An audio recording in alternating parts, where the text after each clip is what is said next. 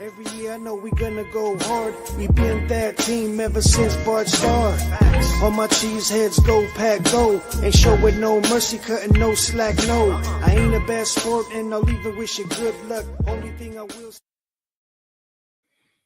Good evening and welcome into Lombardi's Legends podcast. I am Wags, and joining me as always is Dane here live on our YouTube and Facebook channels, recording on a Thursday night this week. Coming off a week 5 bye, the Packers are preparing for a Sunday afternoon matchup back in Green Bay against the Cincinnati Bengals. Dane, how are you doing this evening? Buddy, it's good to be back after the bye week. I'll be honest, I needed a bye week from the Packers after that Cowboys game, if I'm going to be blunt. So it's good to be back talking Packers with you as always. And how are you doing and how are you feeling? I don't want to talk too much about a tie. I mean, that felt pretty painful. But how are you feeling after a week off from all of that? Good. I think I need a little break too. That was a stressful game. It was a great game as if you're a non-Cowboy or Packer fan, because it was very stressful as a fan to watch that game. To be honest, we don't need to dive into it too far. What I will say is that just honestly felt like one of those games where things are just not going your way, and every NFL team, regardless of how good of a team you are, has at least a few of those every season. I think the biggest disappointment for me is that we had a game like that and it just felt like it wasn't going to be our night. The week after such a disappointing loss in Cleveland, and the fact that Packers got off to such a great start in this game, and then just head scratcher of special teams blocked extra points. So 2 weeks in a row to have that much of an impact on special teams kind of reverse the course of the game. Who knows what would have happened if that play doesn't occur? Certainly from a point standpoint, that made the difference at the end to force overtime. But obviously the game would have played out completely differently if that doesn't happen. But Dane, let's look forward. To your point, we've got the bye. It seems like certainly there's been a few players that have started to get healthier. There's maybe an injury scare here that's happened in the last day or two, but looks like that might have been a little bit overblown. But why don't we dive into things looking into this matchup, and what better way to do that than start with the injury report? So Dane, should we start with Brandon McManus, kicker for the Packers? As the first guy we should be talking about. It sounded like this could have been a major injury based on the headlines coming out of Matt LaFleur's press conference. But in talking to McManus after today's practice, some of the beat reporters said he expects to play Sunday. It looks like the Packers will be trying out a couple of kickers tomorrow, just to have a contingency plan in place. But certainly this could be impactful if it's something that lingers or becomes more of an issue than McManus seems to think that is at this point. So Dane, talk us off the ledge here. We went through all kinds of problems with trying to find consistency at the kicker position. McManus has stabilized that since he's been in Green Bay. But what do you think the outlook is based on the reports that you're hearing at this time? Yeah, I got to think he's going. If he's saying it, he's putting it out there. I mean, I don't want to think too much into it other than that. I know this is a conservative Packers, team when it comes to injuries and some of that. But I just, if McManus thinks he can go, I think he's a veteran guy, right? I'm going to trust his gut. I'm going to say he can go. He said he's had an injury similar to that previously. Like, let's just go with it. The Packers do have Mark McNamee. He's the international player designee that's on the practice squad right now. So yes, they're going to work out guys. I actually like I like Mac-Ami quite a bit. He was 1 for 2, I think, in the preseason, but I thought showed a lot of preseason. So if they need to call somebody up, it wouldn't be totally surprised if, he gets the nod, Wags. But Packers do have some open roster spots right now as well, so they could bring somebody in. But all that's to say, I think we're a little ahead of ourselves because I think McManus is going to play. Just point blank, based on just his quote. I will say that had some very colorful language that I won't repeat on our podcast when I saw the initial news, because with all the special teams woes, the last thing we need is to lose a specialist, right? So it's but I'm encouraged, I think, by that. So I'm going to say we're good unless we're not, but let's just ride the good wave right now. Yeah. Well, you can't get a kick blocked if you don't have a kicker. So I guess maybe let's work on our 2-point conversions and fourth down plays this week and just roll the dice and see what happens. Right. Certainly we'll see. I think the most surprising thing, and you're talking about the reaction, is that LaFleur even came out that strongly at all and said that it was a major concern without even talking to Mac. I mean, like, what? That's so uncharacteristic of the coach that gets annoyed by even having to answer any questions about injuries. Right. So I don't think your reaction was unfounded, for the record, Dane, because that's just not in character for Coach LaFleur. So I'm not sure if there was some type of miscommunication there or what was going on, but it is interesting nonetheless, and gave us Packer fans a minor aneurysm, I think, when we saw the news. So, all right, other injuries, Dane. I think other big news. I don't think we should necessarily expect him to be back on the field on Sunday, but Christian Watson is back on the practice field. He's got 21 days. We fully expect that he will be designated to return at some point in the next couple of weeks. The question is how quickly ramp up and get activated for a game. And so just first of all, not even predicting a return this Sunday, what do you think Watson's return to the practice field and impending return to game action means for this team moving forward? It's great. I mean, he'd be a huge addition, right? I mean, we're down Jaden Reeve. It'd be tremendous to get Watson back and have another guy who can help stretch the field. We've seen Matthew Golden starting to ascend. I think he's gotten better and better every week. But man, put Watson on the other side would just be great. I think that at his best, he can really change the game, whether he has the ball in his hands or not. Teams do need to game plan around him. The biggest challenge he's had, right, is the injuries. So if he can get back on the field and play ball, he can put together some really good tape, I think, for the Packers. We already have him this year and next year, thanks to a 1-year contract, really savvy by the Packers to extend him into next season. But I'm really excited. I'm eager. Wags, I don't think he's back this week, personally. Just because it does take a little bit of time. They have that 3-week window to work with. But, I alluded to it before, talking about the issue at kicker with the injury. The Packers, I believe, have 2 roster spots open right now on the 53. So, I mean, it's imminent, right? We see Jacob Monk potentially, but Christian Watson, right, is a guy who can really shift and change games. And they're not just going to leave 2 roster spots open for fun, right? I think that they know they're starting to get close here. So I'm eager, man, and I'm chomping at the bit to get Watson back, because just give Jordan Love in this offense another weapon would be huge right now. Yeah, absolutely. But I think maybe an even bigger concern has to be the big guys up front. It's good news-ish. We'll see what happens trending into the weekend.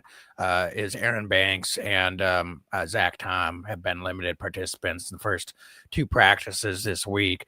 So hopefully trending back in the right direction after being out in week 4. And then, of course, the bye last week. It would be certainly meaningful to get 2 of your starting offensive linemen back in game action and ready to go. However, they're still dinged up from a depth standpoint. It looks like Belton is probably Anthony Belton is dealing with a multi-week injury. And then, of course, Rasheed Walker was scratched and was a non-participant in practice today. So this still doesn't look like a fully healthy offensive line coming out of the bye. So Dane, what is your outlook on what the offensive line is shaping up at, assuming that hopefully both Belton and Zach Tom are able to return this week? Yeah, I mean, getting Tom and Banks back would be just huge, I think, for this Banks, I'm offense. sorry. Yeah. No Yeah. problem. It'd be huge for this offense, right? I mean, we saw that they looked a little disjointed at times. I think that's putting it lightly, against the Cowboys, which is not particularly the best defensive front in football right now. I'm just getting those guys back out there. And man, Zach Tom especially. I know, people look at the wide receivers and all the position group guys, but man, Zach Tom's one of the best in the league. For him not to be out there is a huge ding for the Packers. Now, I am concerned about Rasheed Walker's injury. He practiced yesterday. Now not out there on a Thursday. That causes some concern for me because, Wags, I've loved what Sheed has been able to put on the field this season. I think that he's played really good football, even with a lot of the revolving doors and, around him and that left guard spot, right? I feel like there's been a number of guys playing left guard at his side. That is not easy to do. And I think he's really held his own and played really good football this season. So not having him on the left side, especially with Trey Hendrickson, who lines up most of the time on or covering that left tackle, that's a huge issue for Green Bay. So I'm hopeful that is more precautionary for Sheed. Tomorrow he's at walkthrough. We get him out there for Sunday. But if not, the Packers are going to have to play musical chairs yet again. Now, getting Zach Tom would be huge. He'll be playing right tackle. I've got to assume Jordan Morgan slots over at left tackle if that's the case. I've got a lot of I'm excited about Jordan Morgan.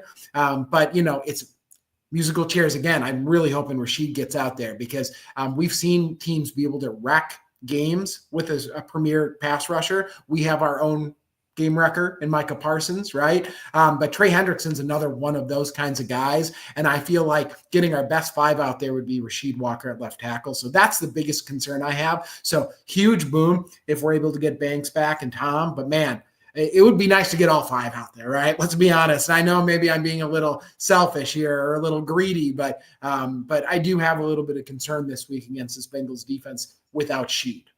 Yeah, if that ends up happening, I will say if Banks is able to return, I think that stabilizes that left guard spot quite a bit. And then I think Jordan Morgan got most of his reps in camp at left tackle. And so if he's lining up next to, a combination of Aaron Banks at left guard and then, of course, Jenkins at center, I think and look, Morgan's been a little up and down at times so far this season, but his strength is definitely his pass blocking. So I'm sure it would help as a stabilizing force to have a veteran and your best left guard out there lined up next to him, if that's the case. So, and then of course, obviously, even though it's on the opposite side of the line, if Zach Tom's back out there at right tackle, for all the reasons you said, that just, I think, stabilizes everything up front.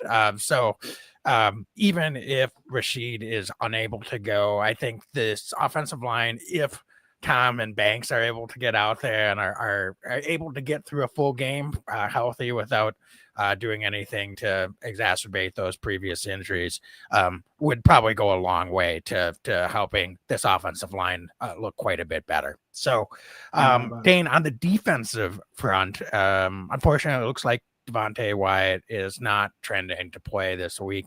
On the plus side, it appears he's avoided any long-term injuries, which I know was maybe a little bit of a concern when he went down in that Cowboy game. I don't think anyone expected it was going to be anything season-ending, certainly. However, not sure if that was looking like that would be a multi-week type injury.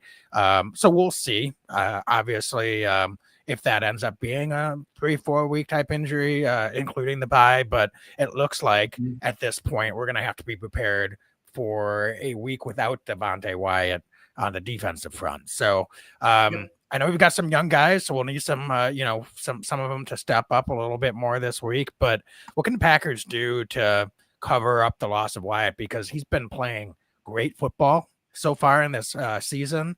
And certainly it looked like the Packers missed him quite a bit when he went down with injury in that Cowboys game. Yeah, I mean, the good news, if just looking at it, is this Bengals rush offense has been pretty brutal this year with the injury they have with their starting quarterback. So, they've got Chase Brown, who had I thought a pretty nice season last season, but right away, Wags, I look at that, right? It's sometimes it's who you face, and timing's everything.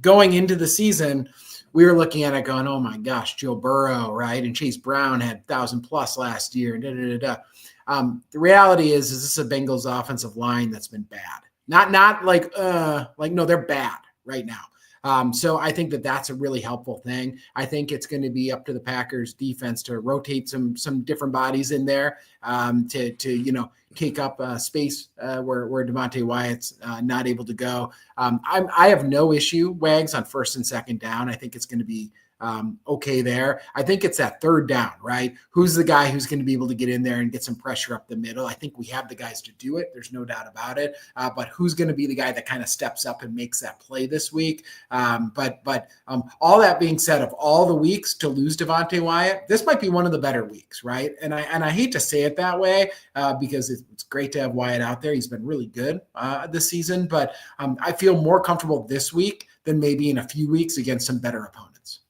Fair enough. It definitely silver lining gives some more opportunities for our young guys to get out there and get some more reps. And to your point, we should be able to get it done up front against one of, if not the worst offensive lines in the entire league. But we've seen that. We've seen it happen before. You're going up against a patchwork opponent, and they get guys come in and step it up. You can't take it for granted. You got to go out there and get it done. So, all right, Dan, let's dive into some key matchups. I'm going to stick on the defensive side of the ball for the Packers. Yeah. It looks like the Browns are going to have a familiar foe at quarterback. The Bengals. The Bengals. I'm way off. I'm still on the bye week. Bye week, baby. Yeah. Oh man. Well, because former Browns quarterback Joe Flacco has been traded to the Bengals, which I'm sure most fans know by now, and is going to start this Sunday. That's been announced. So he will be starting against the Packers with less than a week in Cincinnati to prepare and learn that offense. Joe Flacco is certainly familiar with the Packers, having just got the chance to prepare and play them a couple of weeks ago. But Dane, I guess I really want to talk about, what Cincinnati can do. It's going to be so interesting to see if Flacco is able to inject some life into this Bengals offense. You mentioned they've got tons of talent at the skill positions. Their offensive line is pretty bad, but I mean, just a ridiculous amount of skill position talent. Arguably, I would say maybe the best wide receiving core in all of football. So countering maybe the worst offensive line in all of football. It's a skill position, the guys that they have. And we saw what Dallas was able to do, even without CeeDee Lamb, much to our chagrin a couple of weeks ago, kind of on the outside at receiver. Just got gashed by George Pickens. Well, the guys we're facing Sunday in Jamar Chase and T. Higgins, it's taken it up a whole nother level talent-wise. So talk me through this. What can Packers do to adjust and get this defense back on track against a very talented core of pass catchers with this Cincinnati Bengals offense? Yeah, I mean, as talented as they are, and they indeed really are, Chase is, averaging over 100 last season, under 75 this season. Higgins, I think, is around 35 yards a game right now. So it's just not clicking, right? So the concern I have with Flacco is exactly the concern I think we had going into the Browns game, and the Browns did not light up the scoreboard by any stretch, right? The Browns put up 13 points against the Packers. They got a very, very short field for their one touchdown on a Jordan Love interception. So, Flacco, although he got the win, he's not somebody that made me go, oh my gosh, we got to play Joe Flacco again, right? But what I do have concern with Flacco, and probably why the Bengals signed Flacco, is he's not afraid to stand in the pocket and deliver a strike. So, I think that's the issue we have with Joe Flacco in this offense is, can the pass rush get there? And can they get Flacco off his mark? He is not a mobile quarterback at all. I think Flacco's our age. He's not running too much unless he's running for his life these days. So the Packers need to get a pass rush against the Bengals. They need to make them uncomfortable. I'm expecting, first of all, in a short week, right, that just the terminology alone is going to be different in Cincinnati than it is in Cleveland. So the game's going to be going a little faster for Flacco, right, because he's going to be getting calls in. He's going to be trying to regurgitate it out. It's going to be a limited offense, I think, for the Bengals, because it has to be out of necessity on a very short amount of time with this quarterback being in there. So I'm expecting a lot of short routes. I'm expecting to get the ball out of his hands really quickly. And the plan probably for Cincinnati, I don't know this, but I've got to assume, is get the ball in the hands of the playmakers and let the playmakers try to make guys miss. I thought that the Packers defense didn't tackle particularly well against Dallas. So this week, Wags, Packers defense needs to shore that up a little bit. They need to be able to gang tackle, need to kind of get back to where we were those first couple of weeks, not missing those assignments. Jamar Chase is an absolute handful. But if the Packers can get to the quarterback quickly, it's going to limit how far Chase can even get down the field, right, before the ball's delivered. So I think that this is a Packers defense that it's really going to be up front and trying to make Joe Flacco as uncomfortable and miserable as possible. This is an offensive line that's going to have a hard time, I think, against this Packers defense. So it kind of comes back to that, right, is cut off the head of the snake and the rest of the body, ain't doing so well. So get in Flacco's face, understand that he's going to have a limited, offense to work with this week. I'm guessing that Jamar Chase is going to see an awful lot of K9 this week. I think he's going to also, there's going to be help over the top pretty significantly. So I wouldn't be surprised if T. Higgins, is getting more of those one-on-one matchups. So at the end of the day, Packers need to get a pass rush, and then they just need to do their jobs. I don't know how else to put it. Make game tackles, get these guys down, get them into third and long. Yeah. I agree with a lot of what you said. Although one thing I would say that you didn't mention, Joe Flacco's biggest strength has always been his ability to throw the ball vertically. Mm-hmm. And an uncanny ability to throw the ball vertically. He's never been the most talented quarterback in the league, but even in his prime, that was, a weapon that he was able to deploy. Certainly, he didn't put that into effect, as you mentioned, when the Packers faced him and the Browns a few weeks ago. But the Browns have arguably one of the worst wide receiving cores in all of football. Right. So they didn't have Jamar Chase and T. Higgins to run, vertical routes and seam up the seam the way that this Bengals offense is going to try to do. So I actually disagree slightly that they're going to be trying to throw it short. If they didn't go get Joe Flacco to just try to run a vanilla offense, I think they're going to try to push the ball down the field. What do they have to lose, honestly? Yeah. And that's where the Packers seem to be a little bit susceptible in their last game against the Cowboys. Dak made some great throws. Cowboys, made some great catches. But obviously, Jamar Chase is perfectly capable of making some of those same great catches over this Packers secondary. So now the Packers need to be prepared for that. In all honesty, I don't expect the Bengals to be able to run the ball very well, even without Devontae Wyatt. So I truly expect the Packers front to be able to get after Flacco.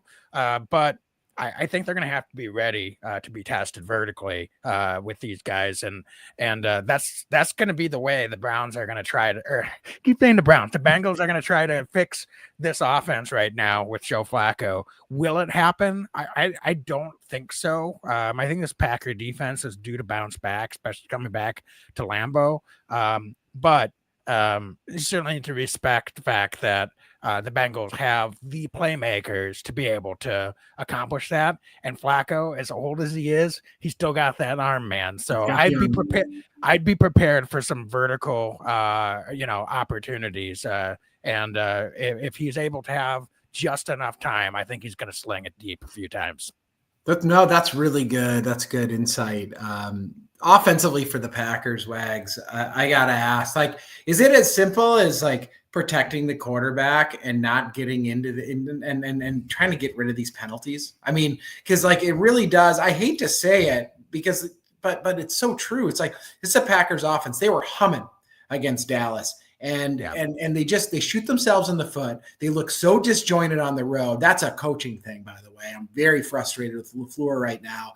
And you and anybody who's listened to this podcast for a long time knows I was one of the last defenders of Mike McCarthy. Hold door, right? Like Game of Thrones, hold door. Like I was that guy holding the door from the masses.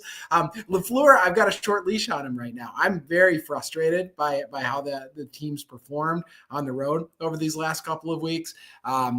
So I mean, is it as simple as that? Can the Packers clean up these mistakes, get a couple offensive line back, and cook this week? Because this is a Bengals defense. We talk about a bad Bengals offensive line. This defense is pretty bad for Cincinnati as well.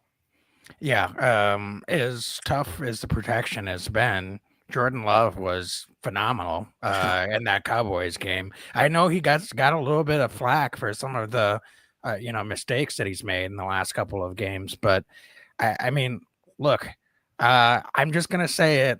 Maybe I'm too much of a defender of Jordan Love, much like you were with McCarthy, but Jordan Love is not the problem with the Packer offense or this team right now. Far from it. There's a lot of there are some things that you can gripe about, but I don't think Jordan Love should be one of them at this point. So I'm just gonna throw that out into the atmosphere, but we've got to get the run game and Josh Jacobs going earlier in the game. They've been able to get him going in the second halves of ball games for the most part. But I would really love to see the run game get established right away. And it seems like LaFleur, he's a great play caller for the most part. He can make some head scratching calls situationally at times, which I know we all get frustrated by. But for the most part, he has a really successful offense in his entire tenure in Green Bay. So you've got to give him a lot of credit for that. However, I think he can be a little bit too stubborn at times with trying to stick with something that doesn't seem to be what the defense is giving them in certain situations. So there's times where I wish he would just sling the football a little bit more. And I'm not saying they need to just abandon the run game, but I think the idea of abandoning the run game is pretty overblown. If the defense is giving you opportunities and and through the air, and you're converting and you're staying out of third down, keep doing it, man. Like, you got to make the defense adjust. You don't have to stubbornly try to enforce your will all the time. And while that's open things up eventually offensively, aside from in that Cleveland game, I think there are just times where LaFleur can be a little bit too stubborn, a little bit too bullheaded about trying to stick to what his plan is and what his vision is for how things should go versus adapting and making the best call for what the defense is showing and what you're seeing in that particular situation. So that's honestly the biggest critique that I have of Coach LaFleur in this offense right now. Generally speaking, I don't really have a lot of gripes. So I might be slightly on the opposite side of you, Dane. I know normally I don't have as much patience with, coaching malpractice, but, it's early in season. We've got a long way to go. So, and this is still a young team. So I'd like to kind of see how things come together, get a healthy offensive line, hopefully here over the next couple of weeks, and see if things look a little bit less disjointed once that happens. Yeah, no, it's good stuff. It's good stuff. Anything else offensively for Green Bay, or should we just get into some Let's get into it. We wanted to Sure. make this kind of short and snippy. Yeah, We're already 30 minutes in, so why don't we just go right into the X factors and score predictions? love it. Folks that are listening along, throw your X factors and score predictions in chat. But Dane, I'll turn it over to you. Who do you have as your first X factor for this week? Yeah, I'm going defense. We're talking about defensive tackles, right? We're talking about the defensive line, Devontae Wyatt not playing. Doesn't it feel like the kind of week that Carl Brooks just makes a big play? Carl Brooks makes those kind of splash plays. He makes those impact plays. We all know about a bunch of them over the last couple of seasons. This is a week, I think, where Carl Brooks gets some extra snaps with Wyatt out. He's going to rush the passer up the middle. He's going to be playing against the run. Maybe pokes a ball out. Whatever he does, right? Carl Brooks is a nose for making plays. This is his week. He's going to be my defensive X factor. I think he's going to be in Joe Flacco's face an absolute ton. He's going to be a menace. He's going to be cooking at Lambeau. So Carl Brooks, defensive tackle, is going to be my X factor this week. I've got Evan Williams in the secondary this week. Xavier McKinney called out his secondary mates. I don't know if called out is the right word, but he said, we only have 2 takeaways so far this year. We're behind as far as I'm concerned. I'm paraphrasing.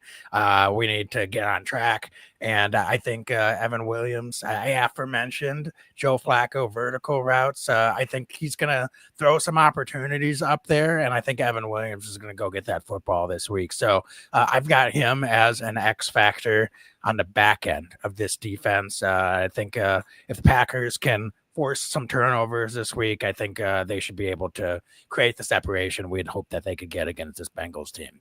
Great choice. I like that choice a lot. Offensively, who you got, Wags? Go back to back on me. Oh, man. All right. Well, I'm going to stick with my pick. I know this can be a little bit boring, but I'm going to keep picking Matthew Golden until he gets in the end zone. I guess I just have a thing for picking rookie wide receivers, talented rookie wide receivers as offensive X factors. Like you said, he's been getting more involved in the offense, has yet to get into the end zone. I thought he would get in the end zone last game against the Cowboys. Romeo decided to take all the scores, but I think it's Golden's turn this week, and I think for real he gets in the end zone. So I've got him as an offensive X factor this week. That's great. I'm gonna go with a bigger name, but somebody you mentioned, needing to us overall wanting to get the run game going. It's gonna be Josh Jacobs this week. I think he's having a monster week, and that's why he's my X factor. Wags is I don't think it's going to be a what we all know is a really good week for Jacobs because he has good weeks pretty much every week. But he's going to have a monster week, I think, at Lambeau. So he's going to be my X factor for no other reason than I think he just has an absolute incredible ball game at Lambeau this Sunday. All right, Dane, score predictions. Packers tend to have a penchant for coming out after a bye and being a little rusty. Don't necessarily always get things going right away.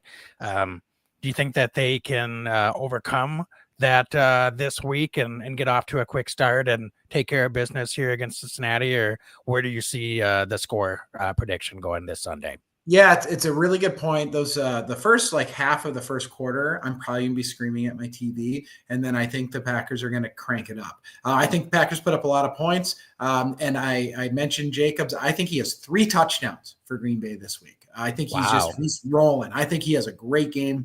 The offensive line is cooking with some of our guys back. I have the Packers 35, Bengals 21. 35-21. Packers are going to win this game. They're going to run away with it. I love it. I have a similar spread. I think the Packers cover this big spread. And I think it's actually on the backs of the defense creating some takeaways, short field opportunities, maybe even, dare I say, a defensive touchdown.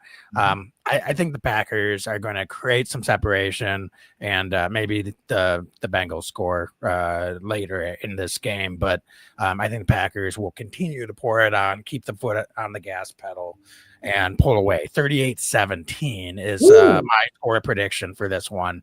And I don't even think it's going to be quite that close. Maybe close for the first quarter, like you said, but then I think the Packers will really start to get some separation. This Bengals team, I think, has been down by 25 or more points in 3 or 4 straight games. Really? I didn't know that. It has not been pretty for Cincinnati. So, maybe they get things going and get a little bit back on track. But truthfully, this should be a team that the Packers can have a get-right game against coming out of the bye and playing at home. Great. And if they don't, Wags, then we're going to talk about Matt LaFleur a lot next week. But I like that. I promise you, I will let you vent as much as you need to if that happens, because I will not be too happy if that's the case either. But hopefully that won't be needed, and we'll just be able to have a happy podcast coming off of Packer victory. So, Dane, anything else that you want to close out with before we wrap up for this episode? No, having a ton of fun this season. Packers have been really high and had a little bit of lows here, but I think that they're going to pick it up here. So thanks everybody for joining. As always, I know a lot of you listen, throughout the week and all that. So just thank you. It's a lot of fun. Yep. Appreciate it. As always, be legendary and go Pack, go. Every year I know we gonna go hard. We been that team ever since Bart started. All my cheese heads go Pack, go. Ain't showing no mercy, cutting no slack, no. I ain't a bad sport and I'll even wish you good luck. Only thing I will